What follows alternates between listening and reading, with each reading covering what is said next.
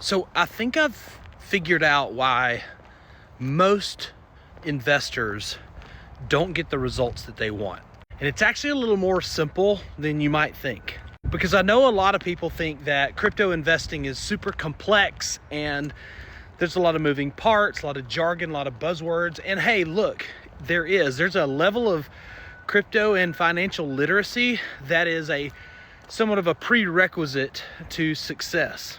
However, I'm a simple guy from a simple background and a simple upbringing. And I've done it.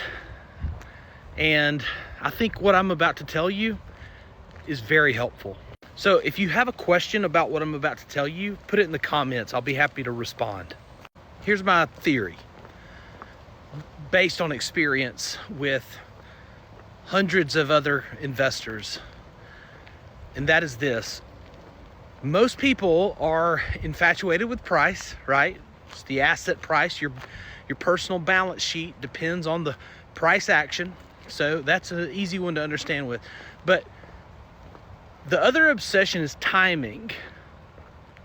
And because of that timing obsession, people are usually misoriented in their investment journey. Said another way, they're off sides and they're trying to time things when they have a high conviction of a particular asset. You know, you love Bitcoin, you love Ethereum, you have a high conviction of them, but you're trying to time stuff so myopically, so acutely. A lot of times this manifests itself as trying to time the bottom or time the top. And then when you get really close to a bottom, psychological stuff starts to kick in and you start listening to bearish influencers who are calling for bear flags when they're not really bear flags that are supposed to break down. And then you're not positioned and you miss the direction.